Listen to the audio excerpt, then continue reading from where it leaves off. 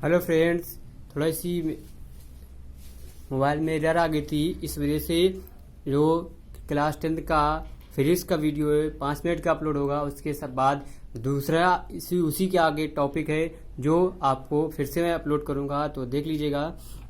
हम लोग बात कर रहे थे वक्रता केंद्र की बात कर चुके थे। अब वक्रता त्रिज्या की बात करना है। तो वक्रता त्रिज्या क्या होती है? उस गोले की त्रिज्या को जिसका कि दर्पण एक भाग है, दर्पण की वक्रता त्रिज्या कहते हैं। इसे कैपिटल आर से प्रदर्शित करते हैं। हमारा जो होता है वक्रता त्रिज्या, मतलब हमारे अभी बताए थे वक्रता त्रिज्या क्या होता है।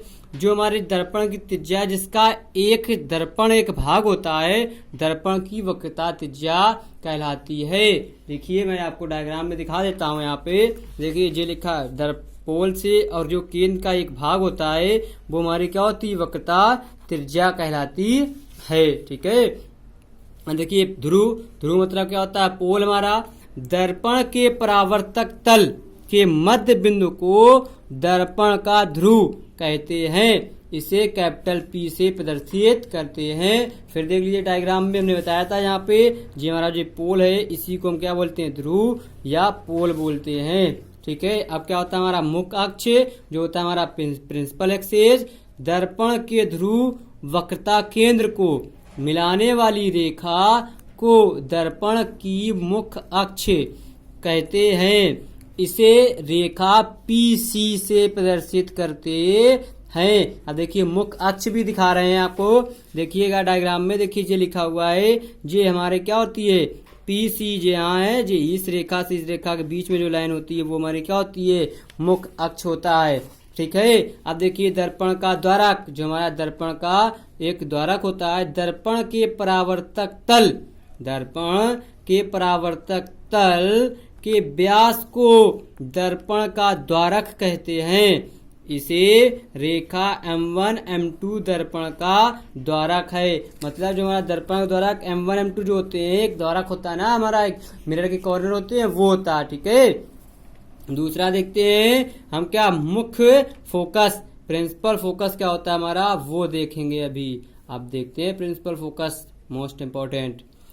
दर्पण के मुख्य अक्ष के समांतर आने वाली प्रकाश की किरणें दर्पण से परावर्तन के पश्चात मुख्य अक्ष के जिस बिंदु पर या तो वास्तव में मिलती हैं या मिलती हुई प्रतीत होती हैं, उस बिंदु को दर्पण का मुख्य फोकस कहते हैं। इसे कैपिटल एफ से प्रदर्शित करते हैं। अब देखिए डायग्राम लिखा हुआ है, हमने बताया जो मुख्य अक्ष से समांतर आने वाली प्रकाश किरण दर्पण से परावर्तन के पश्चात मुख्य अक्ष के जिस बिंदु पर या तो वास्तव में मिलती या मिलती प्रतीत होती है, उस बिंदु को दर्पण का मुख्य फोकस कहते हैं। देखिए डायग्राम देखो लिखा हुआ है, देखो ये किरण हमारी आ रही है, लेकिन ये हमारी क्या मुख्य फोकस के पोल से हमें क्या मिलती है, कुछ मिल रही है, कुछ एरर हो जाएंगी।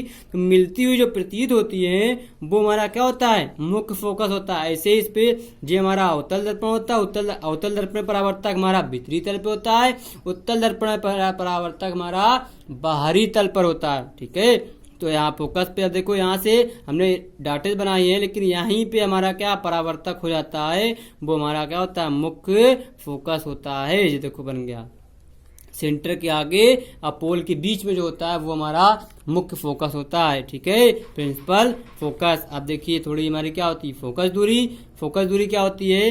दर्पण के ध्रुव से मुख्य फोकस तक की दूरी को दर्पण की फोकस दूरी कहते हैं। इसे PF से प्रदर्शित करते हैं। हमारी जो फोकस दूरी होती है वो हमारी क्या होती है? मुख्य फोकस तक की दूरी को दर्पण की फोकस दूरी कहते हैं। ऐसे किससे डिनोट करते हैं? PF से डिनोट करते हैं। देखो यहाँ से यहाँ तक की जो दूरी होगी वो हमारी क्या होगी? मुख्य फोकस दूरी होगी। इसी को हम किससे? P और JF से डिनोट करते हैं। अब देखिए फोकस तल होता है, एक हमारा फोकल प्लेन होता है, वह तल जो मुख्य फोकस में से होकर जाता है तथा मुख्य अक्ष के लंबरूप होता है। गोलीय दर्पणों के लिए प्रकाश के परावर्तन के नियम उसी प्रकार लागू हैं जिस प्रकार समतल दर्पणों के लिए इन दर्पणों के किसी बिंदु को वक्रता केंद्र से मिलाने वाली रेखा उस बिंदु पर अभिलंब होती है। मतलब हमारा फोकस प्लेन जो होता है वह किसी भी फोकस को होकर जाने वाली मुख्य अक्ष की जो लंब रूप होती है, गोलीय दर्पणों के प्रकाश परावर्तन के नियम उसी प्रकार लागू होते हैं। जैसे ही गोलीय दर्पण प्रकाश परावर्तन के नियम होते हैं जो लागू होते हैं, वही हमारे समतल दर्पणों के लिए इन दर्पणों के किसी बिंदु को वक्रता केंद्र से मिलाने वाली रेखा उस बिंदु पर अभिलंब होती है। वो हमारा क्या होता है, फोकस तल होता है। अब देखिए कुछ और रिलेशन बता देते हैं। थोड़े से रिलेशन है हमारे क्या, जैसा कि दर्पण की वक्रता, त्रिज्या तथा फोकस दूरी में एक संबंध होता है, वो आपको बताना है। तो देखिए, relation between radius of curvature and focal length of mirror. जब दर्पण का द्वारक वक्रता त्रिज्या की अपेक्षा छोटा होता है तो फोकस दूरी वक्रता त्रिज्या की क्या होती है, आधी होती है। देखिए, फोकस दूरी इक्वल टू में r/2 या कैपिटल F इक्वल टू में कैपिटल R/2।